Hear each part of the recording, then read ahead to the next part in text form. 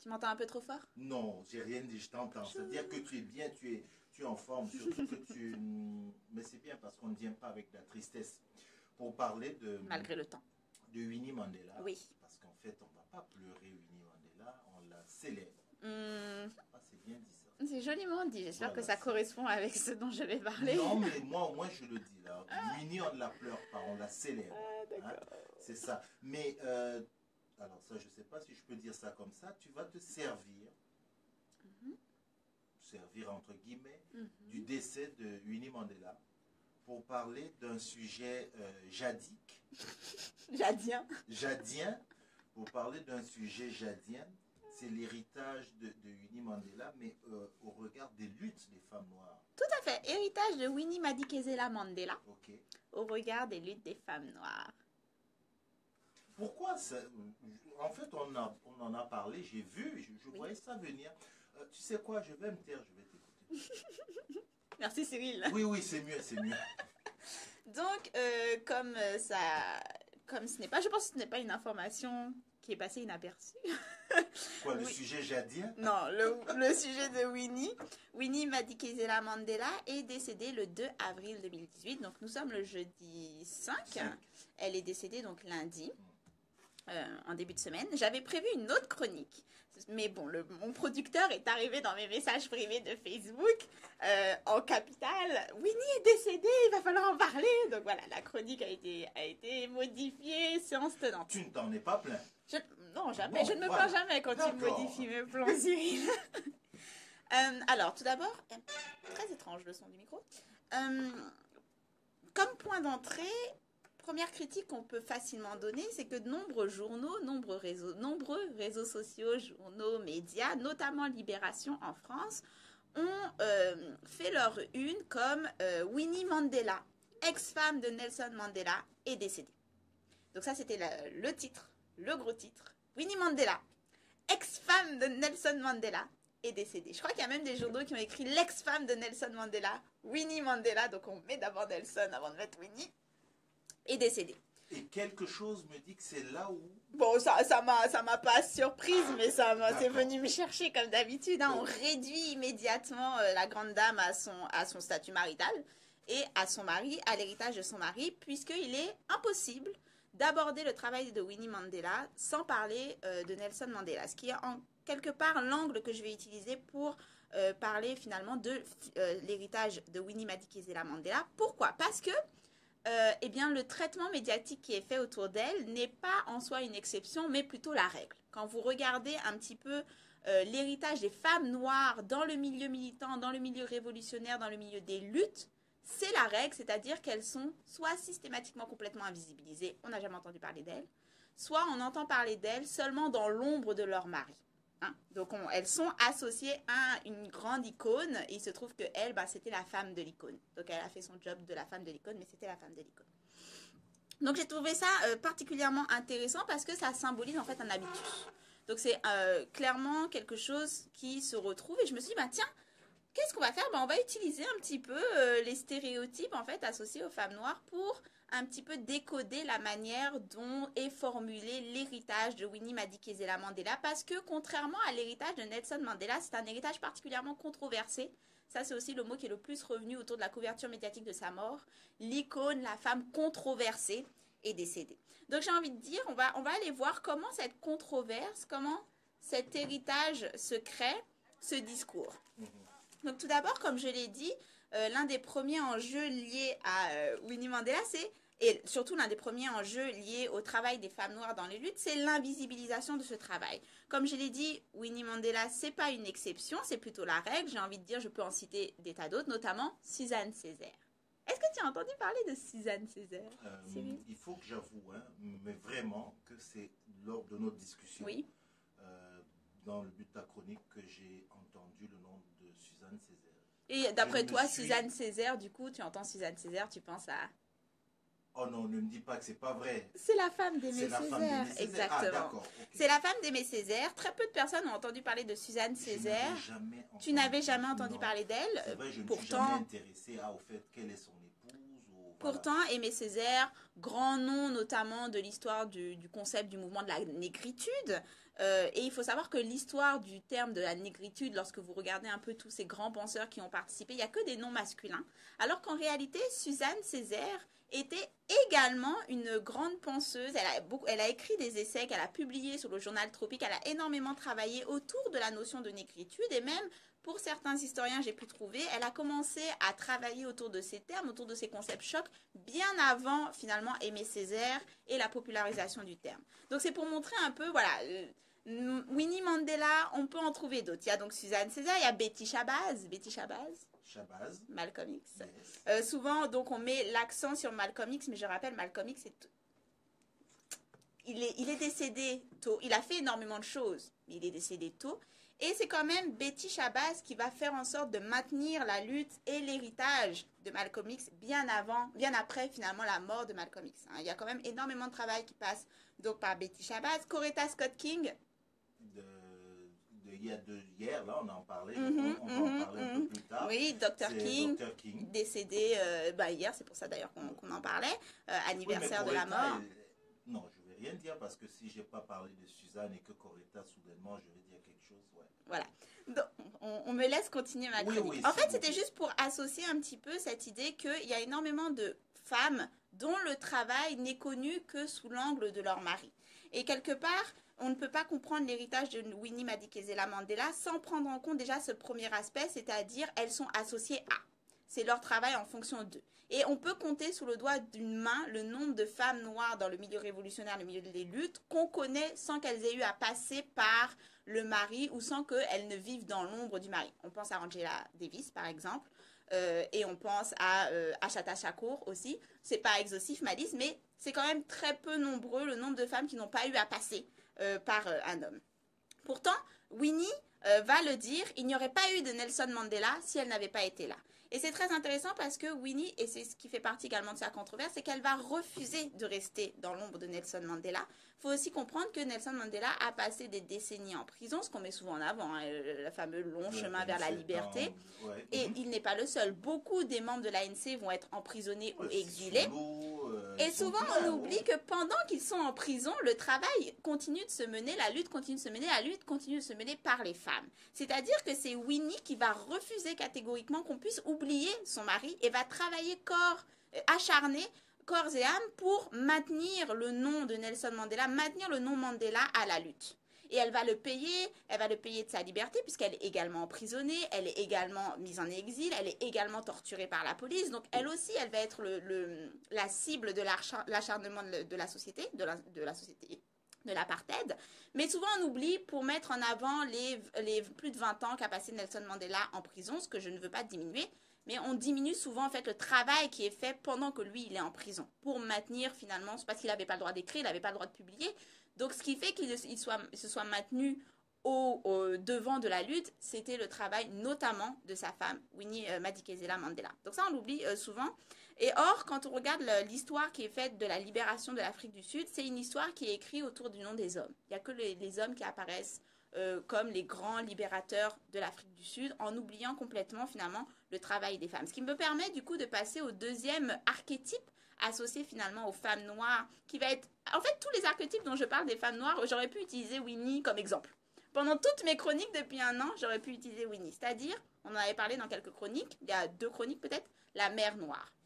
Winnie va être surnommée Mama Winnie, la mère de la nation, Mother of the People, Mama Weku, Mama Africa. Voilà, donc elle va être complètement associée à cette place de la mère noire. Et on en avait parlé il y a quelques temps, Cyril, c'est-à-dire la place des mères dans la société africaine, dans les sociétés noires, la place des mères comme colonne vertébrale de cette société. Et même, il y a un mouvement qu'on va appeler, qu'ils appellent le motherism, qui est le fait de passer par ce rôle de mère pour militer, pour faire un activisme. Alors là, du coup, il faut vraiment s'éloigner du regard occidental qui est un regard de, en fait, c'est pas vraiment féministe, ce sont juste des femmes qui acceptent leur place de mère. Non, pas du tout. En fait, elles vont utiliser ce rôle de mère comme point d'entrée dans la vie politique et pour obtenir un certain pouvoir. Parce que comme je l'ai dit, pendant que les hommes sont emprisonnés ou en exil, ce sont véritablement les mères qui vont mener la lutte révolutionnaire, notamment à Soweto. Et dans les années 70-76, notamment, c'était devenu l'anarchie, hein, notamment à Soweto. Il y avait la police, c'était des gangs qui faisaient des descentes dans les maisons qui kidnappaient des enfants, les torturaient, raids sur les femmes. Ce sont les femmes et les enfants qui vont être les premières victimes en fait de ces mauvais traitements, de ces violences. Ce sont donc les mères et les enfants qui vont lancer qui vont être au cœur des luttes révolutionnaires et de contrer en fait la violence de la police en répondant par la violence. Okay. Et ça c'est vraiment très intéressant parce que le fameux parti ANC va avoir une section femmes, les femmes ANC, notamment un journal. Il y a un journal qui publie pour maintenir les luttes, pour maintenir les discours. Et quand vous regardez, par exemple, en 1980, la couverture du journal des femmes de l'ANC, ce qu'on voit en couverture, c'est deux femmes, deux mères, avec leur bébé attaché dans le dos, attaché traditionnellement, avec à la main une baïonnette et un AK-47. D'accord? C'est ça l'image de la mère noire dans les révolutions. Non, c'est pas celle qui reste à la maison, c'est celle qui utilise le fusil pendant que le bébé dort sur le dos. Ouais. Et même, il y a ces histoires aussi où on apprend que les mères avaient l'habitude de garder des roches dans leur poche ou dans leur sac qu'elles donnaient aux enfants pour leur dire, eux, ils ont des fusils, vous pouvez les caillasser. Donc, il y avait aussi des enfants, il y avait beaucoup d'enfants dans la révolution, les enfants de Soweto, qui étaient donc victimes également de la police. Et donc, elles vont utiliser leur rôle de mère comme justification de l'engagement. On ne peut que rentrer dans la lutte parce que nos enfants sont les premières cibles de la lutte et nous sommes les premières cibles. Les viols, par exemple, sont indénombrables. Exactement. Et donc, pendant cette période où il y a toute cette révolution qui se mène autour des mères et des enfants, Winnie Mandela, elle est en exil. Elle est en exil depuis presque 8 ans. Et elle va sortir de l'exil quand je dis elle va sortir, elle va pas attendre qu'on lui dise ton exil est terminé. Elle voit toute cette révolution, tous ces mouvements qui se passent à Soweto, dont elle est originaire également. Et elle dit fake it. Et elle sort, elle quitte son bannissement. Elle dit j'en ai rien à faire. La lutte est en train de se faire et je veux que le nom de Mandela soit associé à cette lutte. Donc elle va rejoindre ce mouvement. La police la rattrape, la ramène en bannissement. Elle leur redit ciao les amis. Elle retourne parce qu'elle c'est une badass. Elle a décidé qu'elle resterait pas en bannissement, point barre. Donc elle retourne et elle va devenir en fait une icône de cette lutte qui était déjà quand même lancée en marche avant qu'elle puisse s'y joindre. Et elle va devenir l'icône de cette lutte, d'où le nom Mama Africa, mère de la nation, mère du peuple. Donc ça également, il faut comprendre que l'archétype de la mère noire, c'est aussi quelque chose qui leur permet de renforcer leur agentivité et d'obtenir du pouvoir. Ce qu'on peut lire en fait avec finalement le développement de la lutte par Winnie Mandela. Ce qui me permet également d'arriver à mon troisième archétype qui est celui de l'angry black woman. Donc, je l'attendais. Tu l'attendais, c'est je ne pouvais pas ne pas en parler. Angry Black Woman, ça, ce qui est très intéressant, c'est que pendant une période, Mama Winnie va être célébrée avec, c'est la mère, c'est la douce, exactement. Elle va être célébrée comme cette icône de lutte aux côtés de Nelson Mandela. Puis Nelson Mandela sort de prison. Et là, les choses changent. C'est-à-dire qu'elle va petit à petit être à mesure que, et ça c'est très intéressant, à mesure que son ex-mari va devenir cette icône, ce symbole de la nation arc-en-ciel, de paix, de cette réconciliation, elle va être démonisée. Et même quelque part, son image va être utilisée pour mettre en contre-pouvoir avec celle de Nelson Mandela. Et donc, il y a ce fameux archétype qu'on retrouve, l'Angry Black Woman, elle va être démonisée notamment pour la violence qu'elle revendique. Il faut savoir, par exemple, qu'il y avait des cas de neck lacing, c'est-à-dire utiliser un pneu qu'on met autour du cou et qu'on met en feu. Et dans un discours très célèbre qu'elle a donné en 1986, elle revendique le fait que oui, on va utiliser la violence pour répondre à la violence parce que nous sommes en guerre contre la terreur qu'on utilise contre nos corps. Donc, il n'est pas question de répondre par la paix. Et même, elle va publiquement critiquer Nelson Mandela comme être devenu beaucoup trop soft, en fait. Donc, elle revendique cette violence et surtout, il va y avoir des affaires de corruption qu'on va lui reprocher. Mais ce qui va vraiment ternir sa réputation, ça va être les cas de kidnapping et de meurtre d'un jeune homme de 14 ans, Stompy Seipei. Il faut comprendre, comme j'ai dit, que quand elle est devenue en fait associée à cette révolution avec les jeunes, l'icône de la mère, c'était une révolution qui se faisait par les enfants, par les jeunes. Et notamment, elle va être à la tête d'un groupe qui à la base s'appelle Mandela Football Club. Mandela Football Club. Oui. Qui en fait n'était pas un club de football, c'était un gang, ça fonctionnait comme un gang, il faut utiliser les bons termes. Qui joue au ballon quand même. Joue au ballon. Puis répondait à la violence par la violence, et il faut bien comprendre que c'était un état de guerre, pour remettre le contexte à ce moment-là. Non, mais tu fais bien d'insister là-dessus parce qu'on l'oublie. On l'oublie, c'était la guerre, voilà. Il y avait des tueries, tueries à droite et à gauche, et on répondait à la violence par la violence, et donc particulièrement, il ne fallait pas moucharder. On faisait la chasse aux traîtres. la police avait pris l'habitude. On a bien entendu les femmes collaborent. Exactement. La police avait pris l'habitude de kidnapper donc des jeunes, de les torturer pour obtenir des informations. Certains parlaient parce que sous torture. Et lorsque ces jeunes sortaient, il y avait rétaliation, il y avait rétribution pour le fait qu'ils aient pu donner des noms. Et apparemment, Stompy Seipei, qui était le plus jeune activiste à avoir été emprisonné, hein, il était à la tête d'un véritable mouvement de plus de 1000 jeunes à seulement 10 ans. À 13 ans, il est emprisonné, plus jeune activiste à être emprisonné. 14 ans, de nouveau emprisonné, torturé. Et là, la rumeur court qu'il aurait balancé des noms. Et là, apparemment, selon le procès, Winnie aurait ordonné à ses gardes du corps de kidnapper le jeune avec ses 3 frères et sœurs, gardes du corps qui aurait kidnappé. Il y a eu torture et trigger warning, on tranché la gorge de Stompy Seipei. Les gardes du corps, lors du procès, disent « Elle était là, elle nous a aidé à le frapper, elle nous a donné l'ordre de le tuer. » Elle répond que c'est des foutaises, qu'elle n'est jamais allée jusque-là. Donc, bon, elle est reconnue coupable par la commission, mais sa peine devient finalement une amende. Il y a tout un tas, on l'accuse d'avoir payé pour pouvoir échapper à la peine. Donc, son héritage n'est pas possible à pacifier comme on a pu le faire avec celui de Nelson Mandela, parce qu'on oublie, mais Nelson Mandela, avant d'aller en prison, il a monté l'aile militaire de l'ANC. Il était pour qu'on réponde par la violence, mais quand il est sorti de prison, on a réussi à pacifier cette image de Nelson Mandela qui devient le Nobel de la paix, tandis qu'il est impossible de pacifier Winnie parce qu'elle va refuser qu'on puisse pacifier son... on répond par la violence. Voilà. Donc, elle passe au Commission Truth and Reconciliation en 97, comme je l'ai dit. Avec Desmond Tutu. Oui, elle refuse donc elle se défend face à ces accusations, reconnaît néanmoins que eh bien, c'était la guerre. Et en guerre, on est des soldats. Donc, tout ça, il faut le remettre en avant. Et cette Angry Black Woman va être utilisée pour la démoniser. C'est-à-dire, elle est beaucoup trop violente, il faut l'écarter. Pleine de colère. Pleine de colère, exactement.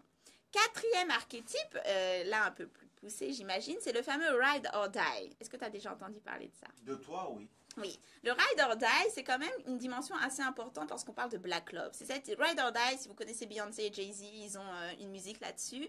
C'est cette idée que l'entre couples, c'est le Bonnie and Clyde, c'est la loyauté, la fidélité, c'est le soutien. Mais on a l'impression que c'est soutien l'un envers l'autre. En fait, quand vous regardez vraiment l'archétype du Ride or Die, c'est le soutien inconditionnel de la femme noire envers son homme. C'est je vais jusqu'au bout pour toi, je supporte toutes les injustices pour toi, pour créer ton charisme, pour te permettre d'aller de l'avant. Donc c'est quelque chose finalement qui blesse énormément les femmes noires parce qu'on leur reproche de ne pas rester à leur place de soutien inconditionnel envers l'homme noir. Il n'y a qu'à voir comment a été traitée Anita Hill lorsqu'elle a voulu dénoncer... comment il s'appelait? Le juge. Chronique que tu as... Chronique auquel, comme je l'ai dit, Winnie aurait pu être utilisée comme exemple de tous les... Donc, on va lui reprocher de ne pas avoir été loyal envers Nelson Mandela. C'est-à-dire qu'on va mettre en avant ses infidélités. Ça, c'est quelque chose qu'on va jamais... On va toujours reprocher à Winnie Mandela. Ses infidélités, comment dire revendiquées, hein, elle s'en cache pas. Donc, on va lui reprocher ses infidélités. Comment oses-tu être infidèle, en plus être infidèle à une icône comme Nelson Mandela? On va également lui reprocher ses critiques à l'héritage. C'est-à-dire quand elle dit Nelson Mandela, ils l'ont rendu soft en prison. Finalement, il a vendu l'Afrique du Sud. Il a fait trop de compromis avec les Blancs. Regardez où nous en sommes. Le statu quo est maintenu. Les Blancs sont sortis vainqueurs de notre lutte. Il a trahi la révolution. Ça, c'est quelque chose qu'on va toujours lui reprocher. L'ANC va l'empêcher de parler à cause de ça. Comment oses-tu critiquer Nelson Mandela? Donc, elle va quand même s'opposer finalement à un archétype où on s'attendait d'elle, la mère noire et la femme fidèle. Puis finalement, c'est quelqu'un qui va mener la violence, même de la violence envers des enfants, et qui va critiquer ouvertement l'homme noir et la révolution autour d'un homme noir. Et ça, c'est quelque chose qu'on lui reproche, qui va être utilisé pour démoniser, mais qu'on retrouve finalement dans pas la caricature, mais le portrait qui sont faits de Winnie. Enfin, et c'est là que je vais pouvoir avancer, c'est-à-dire la dernière partie, c'est l'héritage. C'est-à-dire, qu'est-ce qui est donné, où est-ce qu'on en arrive avec tout ça, avec l'héritage de Winnie Mandela? Il faut comprendre que pendant une période, donc, elle a été la mère de la nation, puis elle a été le monstre, pratiquement Lady Macbeth, celle qui trahit l'Afrique du Sud, qu'il faut cacher, qu'il faut mettre en prison, qu'il faut faire taire. Et puis, dernièrement, elle est redevenue, ça c'est très intéressant, c'est-à-dire qu'elle est sans cesse écrit et réécrit hein, son héritage ou en tant qu'icône. Elle est redevenue une icône des luttes, notamment avec ce qui se passe actuellement dans les mouvements étudiants en Afrique du Sud. Donc, elle est redevenue cette icône pour les mouvements étudiants et pour les mouvements grassroots, c'est-à-dire le mouvement activiste. elle est toujours démonisée par l'ANC, par le côté intellectuel, par le côté officiel. Mais dans la rue, elle est redevenue cette figure de mobilisation. Pourquoi? Parce que de plus en plus, l'icône qui était devenue Nelson Mandela est critiquée et de plus en plus finalement écorchée. Dans la rue, on reproche de plus en plus à Nelson Mandela, en effet, d'avoir finalement maintenu un statu quo, d'avoir trop fait de compromis avec les Blancs, au point que j'ai trouvé, il y a des milieux où on dit, lorsqu'on dit que tu es en train de Mandelize, ça veut dire que c'est quand tu fais un compromis avec le pouvoir en place pour mettre fin à la lutte. Donc ça, de faire un compromis avec les Blancs. Mandelize. Bon, donc on va dans les mouvements. Voilà, dans les mouvements étudiants, si quelqu'un commence à dire bah on pourrait quand même accepter ça, on va lui dire non, don't Mandelize. Donc ça c'est très important de voir comment ça récupéré. Alors que Winnie, elle, il y a des pancartes où on voit nous sommes les enfants de Winnie Mandela. On bloque les universités entrée et sortie avec des pneus auxquels on met feu. Donc ça aussi clairement en lien avec son discours sur le necklacing. Donc elle est vraiment réutilisée comme cette figure de on va se mobiliser, on va refuser le compromis, on va mener la révolution jusqu'au bout. Et elle-même va, au travers de plusieurs discours ou plutôt déclarations sur les réseaux sociaux, va se lier en fait avec les mouvements étudiants, va rejoindre en disant voilà, comme j'avais toujours critiqué, les mouvements étudiants sont de sortie et vont permettre de ramener la révolution qu'on n'a pas eue finalement. Donc pour conclure, l'héritage de Winnie Madikizela Mandela, comme j'ai dit, n'a eu de cesse d'être écrit et réécrit, mais toujours en fonction des archétypes, des stéréotypes qui sont constamment associés aux femmes noires. Donc ça fait sens lorsqu'on commence à regarder ces cadres d'analyse, comment est-ce qu'elle est perçue, comment on utilise son image. Mais également, c'est intéressant de voir comment elle va utiliser ces images-là et s'en écarter. C'est-à-dire qu'elle va se revendiquer comme mère de la nation, mais ça ne va pas l'empêcher d'être violente, d'avoir le fusil au poing, de mener la lutte violence par violence. Elle va également dire lors de son procès, lorsqu'on va l'accuser d'avoir tué un enfant, elle va dire je n'aurais jamais pu faire ça, je suis une mère. Donc on voit à quel point finalement elle retrouve cette agentivité en utilisant les archétypes qu'on force sur elle. De la même manière qu'elle est symbolique de la manière dont on traite l'héritage des femmes noires, c'est-à-dire soit invisibilisées, soit constamment associées à un homme noir, soit leur travail complètement oublié quand il s'agit de faire l'anthologie des grandes figures, c'est-à-dire oublier que pendant que tout le monde était en prison, en exil, il y avait des femmes pour mener la lutte, c'était elles qui subissaient en premier lieu la violence. On va également essayer de la pacifier et elle va le refuser. On essaye de pacifier cette maman, mais on oublie qu'elle aussi, elle a vécu les violences, elle est allée en prison. Elle a un caractère, hein, il y a énormément d'anecdotes où on apprend qu'elle aurait donné des coups de sac à l'ancien président d'Afrique du Sud parce qu'il refusait de la laisser passer, parce qu'elle était arrivée en retard. Donc il y a quand même énormément d'anecdotes qui empêchent finalement de faire ce qui s'est passé autour de Nelson Mandela, c'est-à-dire non seulement une pacification de l'héritage, mais un marketing. On ne peut pas vendre le visage de Winnie sur un t-shirt ou comme icône de la nation arc-en-ciel ou comme ce prix Nobel de la paix. On peut le faire avec Nelson Mandela, on n'a pas pu le faire avec Winnie. Donc comme on ne peut pas le faire avec Winnie, on va écarter Winnie. Sauf que c'est oublié que Winnie, on ne l'écarte pas comme ça. Donc elle est arrivée, elle a empêché le fait d'être écartée. Et aujourd'hui, quand on voit les mouvements, on peut se rendre compte que finalement, son héritage est en train de remonter quand celui de Nelson Mandela est en train de descendre. Donc le contre-pouvoir s'est fait en 2 temps. En premier lieu, Nelson montait, elle descendait. Là, tout d'un coup, Nelson descend, Winnie monte. Donc c'est vraiment intéressant de voir comment on récupère, et selon les contextes, la figure de Winnie Madikizela Mandela. Et bien sûr, on verra d'ici 10 ans ou 20 ans, selon ce qui se passe actuellement en Afrique du Sud, parce que ça bouge énormément, comment l'héritage de Winnie aura été finalement continué d'être utilisé, hein, c'est constamment en mouvement, et comment celui de Nelson Mandela s'est fait. Parce que ça aussi, c'est très intéressant de voir les contre-pouvoirs entre les deux. Quel sentiment ça procure chez toi? Le monter, le descendre entre les deux aujourd'hui? Moi, tu sais que je suis... Oui, Jade. Moi, tu sais que sans vouloir banaliser ce qu'on lui reproche, la corruption, le meurtre d'un enfant, tout ça, on ne peut pas le banaliser. D'un autre côté, comme tu le dis si bien, on ne peut pas non plus oublier le contexte qui était un contexte de guerre. Entre Nelson Mandela et Winnie Madikizela Mandela, pour moi, c'est Winnie qui représente la révolution. Parce qu'elle a toujours refusé le compromis. Et quand on regarde ce qui se passe actuellement avec l'Afrique du Sud, ce qu'elle avait critiqué dès le départ, lorsqu'elle disait non, vous êtes en train de leur laisser trop de place, se confirme. Parce que des vingtaines d'années plus tard, le statu quo est toujours maintenu. Donc moi, quand je vois Winnie le poing levé, je vais avoir beaucoup plus de sentiments de frisson que lorsque je vois Nelson Mandela le poing levé. Parce que quand je vois Nelson Mandela le poing levé, Je vois un parterre d'hommes, d'individus blancs qui sont rassurés de voir cet homme-là le poing levé. Ça va, ça me rassure parce que lui, il a... Mais je sais que Winnie, quand elle lève le poing, tout le monde a peur. Parce que la police avait peut-être exilé et emprisonné Nelson Mandela, mais comme dit Trevor Noah, la police avait peur de Winnie. Ils avaient emprisonné Nelson, mais ils avaient peur de Winnie. Et pour moi, c'est beaucoup plus important de susciter la peur envers l'agresseur que de les rassurer. Et la peur, elle vient de Winnie. C'est parfait, c'est bon, ça me...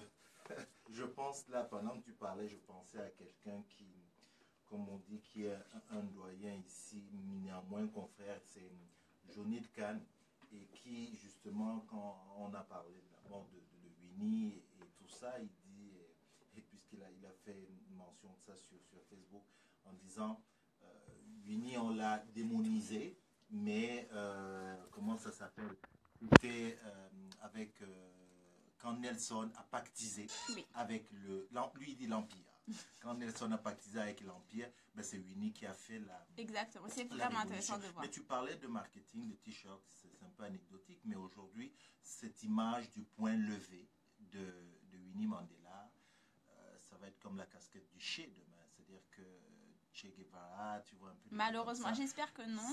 C'est non, pourquoi? J'espère que non, mais c'est très dans le chosifié. Non seulement c'est chosifié, mais c'est très dans le néolibéralisme, capitaliste. C'est-à-dire quand on commence à avoir une icône qui bouge trop, soit il faut l'écarter, la faire oublier. Si on peut pas la faire oublier, on va la marketer pour la rendre finalement pacifiée, pas acceptable. C'est le t-shirt qu'on va mettre quand on va faire, voilà, quand on va marcher dans la rue pour faire un festival de musique. On peut venir avec. Et j'espère que c'est quelque chose qui ne se fera pas autour de la figure de Winnie parce que de son vivant, elle l'aurait jamais accepté. Le fait que, et on termine avec ça, Jade, le fait que le président sud-africain ait décidé de lui accorder des obsèques nationales, quand on sait que c'est quelqu'un qui, malgré ses déboires avec Mandela, était resté très proche de Winnie, tu y vois une opportunité, un opportunisme politique ou une réelle...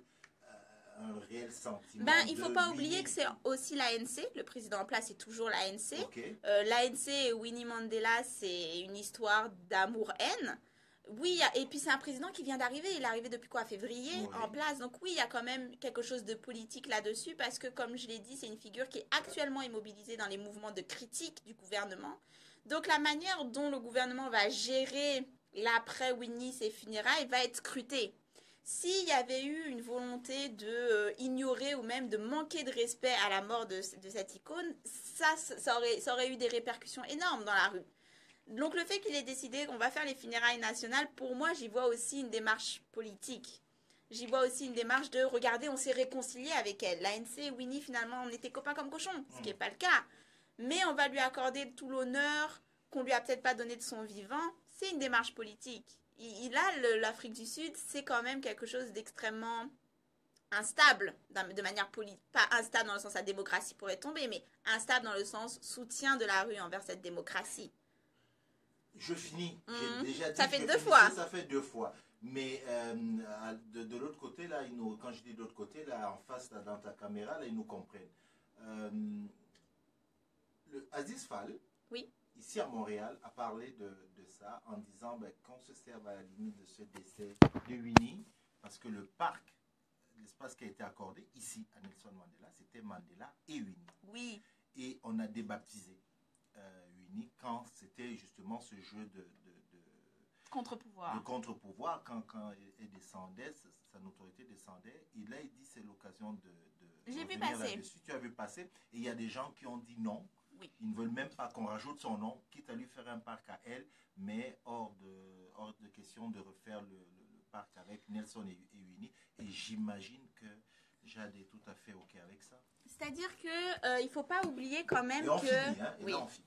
Il ne faut pas oublier que Winnie Mandela et Nelson Mandela ont divorcé. Okay. Donc, il y a quand même, eux deux, en tant qu'individus, ont choisi de ne plus être associés, quel qu'en soit leur héritage de lutte. Ils avaient un combat commun. Ils avaient un combat commun, mais à la fin, leur divergence de position était le jour et la nuit. Okay.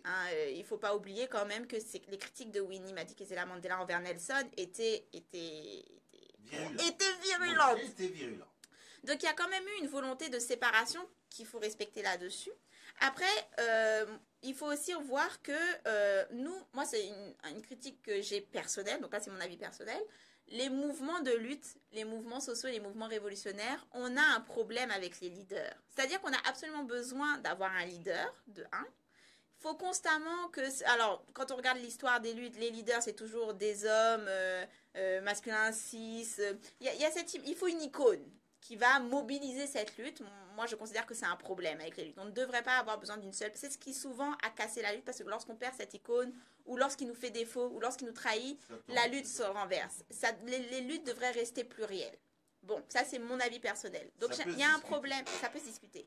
Il y a un problème avec cette obsession qu'on a des leaders et des icônes, mais en plus, d'autant plus que ensuite, ces leaders et ces icônes, lorsqu'on les crée, lorsqu'ils deviennent quasiment ces saints, c'est ce qui s'est passé avec Nelson Mandela, est devenu un saint, ça fait qu'on en oublie l'individu et il faut complètement pacifier ou rendre hyper simple cette position. Quand on voit comment Nelson Mandela est adoré maintenant dans le monde entier, on oublie le Nelson Mandela qui portait les armes pour la violence. On a juste ce Nelson Mandela âgé, après la prison, qui parle très lentement, qui est pour la paix, la réconciliation, l'Afrique. Mais c'est un problème qu'on a avec les leaders, c'est-à-dire qu'après, on va sanctifier leur histoire. Et c'est quelque chose qu'on ne peut pas faire avec Winnie. C'est impossible de sanctifier l'histoire de Winnie. Pas avec tout ce qu'elle a revendiqué, pas avec tout ce qu'elle a fait, pas avec toutes les affaires de corruption auxquelles elle était mêlée également.